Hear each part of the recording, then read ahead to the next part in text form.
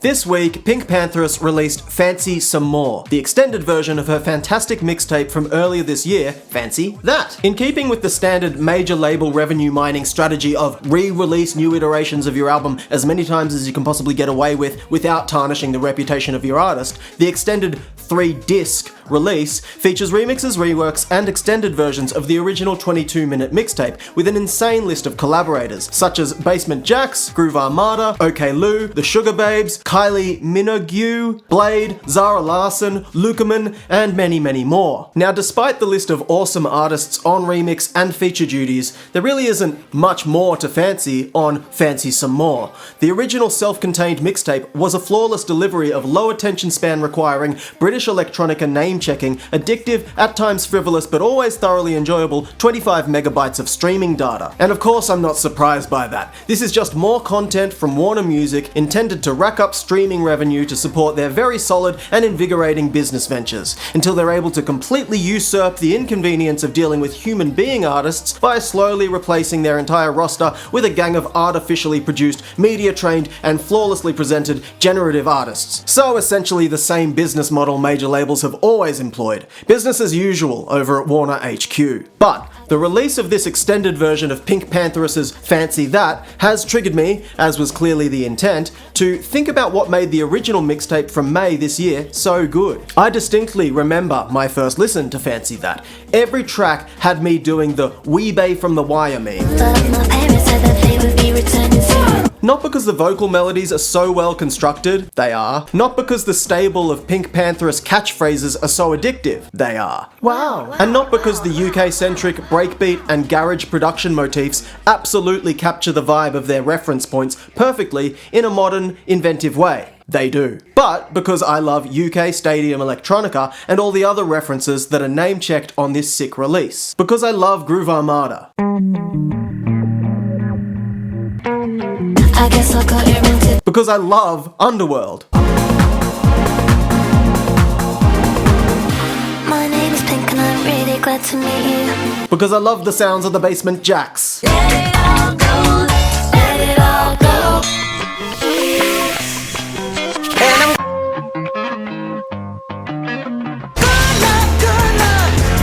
Good luck beating me up. Everybody loves when you told me that boy just started another day. See that girl that's standing over there. Because I love the Street's debut album. Sorry, Mike, I had to qualify part of that statement.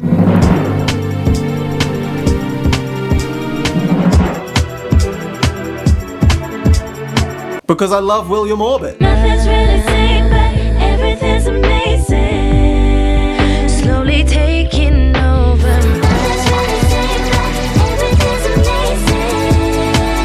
Slowly taking over. Because I think The Dare doesn't get enough credit for a lot of his stellar ideas.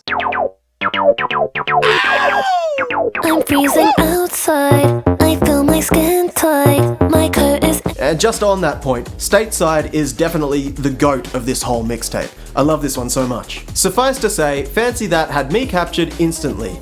It also had me feeling a little bit annoyed that when I was referencing all of these kinds of sounds back in 2015 on my seriously underrated EP Almost, preeminent electronic music journalist and writer for Pitchfork, Philip Sherborne, replied to my publicist, stating something to the effect of, "I have to admit that I'm not so crazy about this, but maybe I'll like the next tracks from the EP better." And when I think about how that felt to a young man who'd pinned his entire personality and existence on making it as an electronic musician, it made me want to go and listen to my favourite techno track by DJ Sodafet titled "Philip Sherborne, Your Word Should Be Worth More Than the Ignorance of Pitchfork."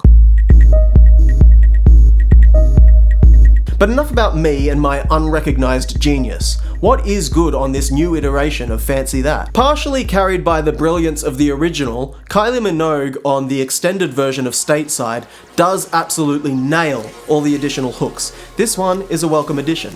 You know I could take you high and light up your world.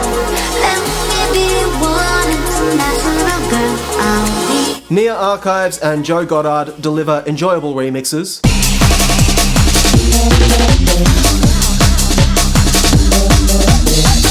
talk later, that's why I'm going tonight. You have some fire, that's why I'm going tonight. It's novel hearing Basement Jaxx carry out a true Ouroboros moment, reworking a song from a release that so heavily references and is influenced by their catalogue.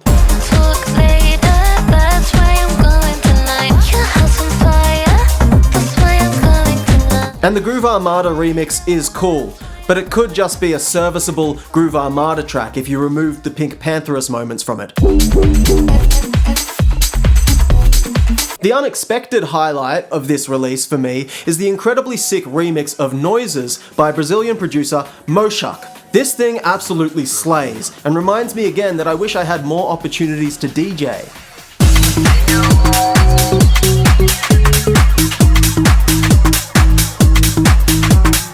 So in closing, here is the part of the video that is intended to encourage engagement. Why not tell us what you reckon? Let us enjoy the full majesty of your uninformed ad hoc reckon by going to bbc.co.uk/me-and-my-important-thoughts, all one word, clicking on What I Reckon, and then simply beating on the keyboard with your fists or head. So what do you think of Fancy Some More? Do you think it was a hit? Or a miss? Am I right to be bitter about not having made it as a semi-successful electronic music producer? Or is Philip Sherborne justified in his ambivalence towards my work? Let me know in the comments.